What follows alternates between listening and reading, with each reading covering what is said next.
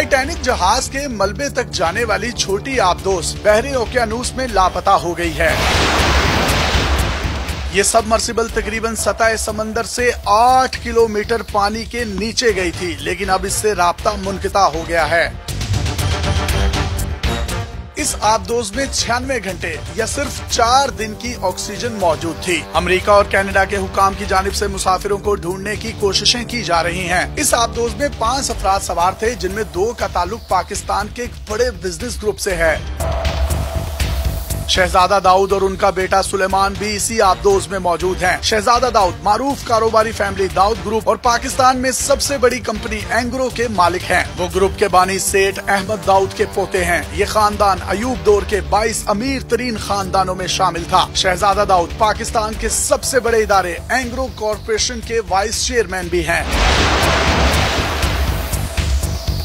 ये कैलिफोर्निया में कायम एक तहकीकाती इदारे सिटी के भी ट्रस्टी हैं। ये इदारा खलाई मखलूक की तलाश का काम करता है। बाकी तीनों भी इंतहाई मशहूर और अरब खरबपति लोग हैं। जिस आबदोस में ये लोग समंदर की तह में गए थे, वो ओशन गेट नामी कंपनी की तैयार की हुई है। ये आबदोस फौजी आबदोसों के मुकाबले में ज्यादा गहराई तक जाने की सलाहियत रखती है। अमेरिका के पास जदीद आबदोसें हैं जो कि मैक्सिमम 2 से 3000 मीटर की गहराई तक जा सकती हैं, लेकिन ये आबदोस 4000 मीटर तक पहुंच सकती है। इस छोटी आबदोस का नाम टाइटन है। ये टाइटेनियम और कार्बन फाइबर से तैयार की गई है। इसमें गहरे समंदर के दबाव को बर्दाश्त करने की सलाहियत बहुत ज्यादा मौजूद है।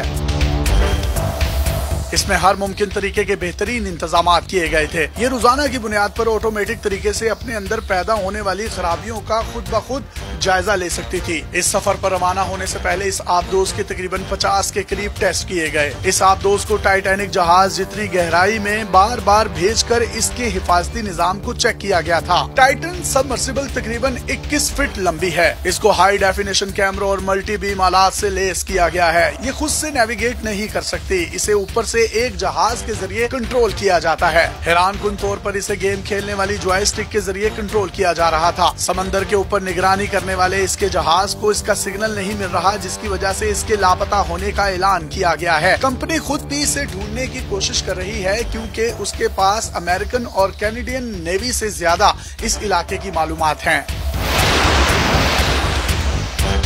ये इंतहाई जदीद आबदोस है। ये इतनी जदीद है कि इसमें जो टेक्नोलॉजी इस्तेमाल की गई है वो इससे पहले कभी नहीं देखी गई। 2019 में इसको तैयार कर लिया गया था, लेकिन इसकी मंजूरी अभी तक नहीं हो सकी। इसकी वजह भी बड़ी दिलचस्प है कि इसमें जो टेक्नोलॉजी इस्तेमाल हुई है उसकी सर्टिफिकेशन और स्टैंडर्ड का निजाम ही मौजूद नहीं। इसके लिए हुकूमती सतह पर नए स्टैंडर्ड कायम करने में मजीद कई साल लग सकते हैं। ये पहली बार 2021 में सतह समंदर से समंदर की तह में गई थी। इस वक्त मुसाफिरों से फीकस 1 से 1.5 लाख डॉलर वसूल किए गए थे। मजमूई तौर पर इसका टाइटैनिक के मलबे को देखने का तीसरा विजिट है और इसकी टिकट इस वक्त तकरीबन 2.5 लाख डॉलर के करीब बनती है। यानी ये दोनों पाकिस्तानी जिनका ताल्लुक एंग्रो कंपनी से है, 5 लाख डॉलर देकर इस मौत के मुंह में गए। इस आबदोस का मिशन क्या था? इस मिशन पर बात करने से पहले हम बैकग्राउंड पर आपको टाइटैनिक जहाज का बता देते हैं। टाइटैनिक एक इंतहाई लग्जरी मुसाफिर बरदार बहरी जहाज था। 1912 में ये लंदन से न्यूयॉर्क जाते हुए एक आइसबर्ग से टकराने के बाद डूब गया था। इस हादसे में 1500 के करीब लोग मारे गए थे। वक्त के साथ साथ लोग इस वाक़े को भूलते गए, लेकिन 1997 में इसमें उस वक्त लोगों की दिलचस्पी में इजाफा हुआ जब जेम्स कैमरून ने टाइटैनिक के नाम से फिल्म बनाई। टाइटैनिक का मलबा कैप कोड से तकरीबन 900 नॉटिकल मील दूर मशरिक में मौजूद है। ये लगभग सतह समंदर से 4000 मीटर की गहराई है, जिसको दूसरे लफ्जों में सतह समंदर से उसकी गहराई 4 किलोमीटर के करीब है। इतनी गहराई में जाना आम इंसानों के लिए मुमकिन नहीं है, क्योंकि समंदर की तह में आप जितना जाते जाएंगे उतना ही पानी का दबाव बढ़ता चला जाएगा। इंसानी जिस्म चंद 100 मीटर की ही गहराई बर्दाश्त कर सकता है। उसके बाद इंसान के जिस्म की हड्डियां टूटना शुरू हो जाती हैं। इसीलिए टाइटैनिक के मलबे तक बहुत कम लोग ही पहुंच पाते हैं और इसके मलबे का नजारा कर पाते हैं।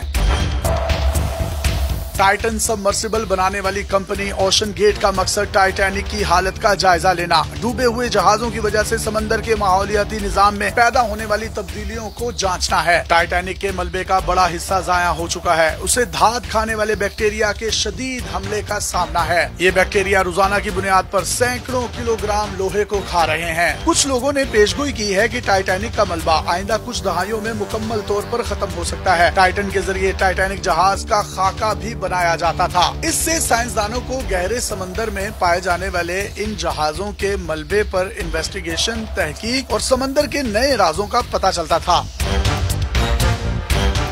अब तमाम तर कोशिशों के बावजूद इस सबमरीन का कोई पता नहीं लगाया जा सका। माहिरीन की जानिब से इसे इंतहाई तशवीशनाक करार दिया जा रहा है। आमतौर पर एक आबदोज को हर चंद मिनटों में सिग्नल भेजना चाहिए, लेकिन इसका सिग्नल नहीं आया। आखिर क्या वजह है कि सिग्नल नहीं आ रहा? आबदोज में खराबी उसकी वजह हो सकती है। आलात की बंदिश या इंजन का बंद होना भी सिग्नल की राह में रुकावट हो सकता है। अगर ये पानी के बहुत ज्यादा दबाव वाले इलाके में चली गई तो इसका बचना नामुमकिन होगा। अगर ये टाइटैनिक के मलबे में फंस गई तो इसका बचना और भी ज्यादा नामुमकिन हो जाएगा। ऐसी सूरत में सोनार सिस्टम के लिए टाइटैनिक और टाइटन में फर्क करना इंतहाई मुश्किल हो जाएगा, जिसकी वजह से इमदादी टीमें भी इसे ढूंढ नहीं पाएंगी। अपने मेजबान यासिर शामी को पाकिस्तान के सबसे बड़े digital media network daily Pakistan से इजाजत दीजिए और देखते रहिए डेली पाकिस्तान। अल्लाह हाफ़िज़।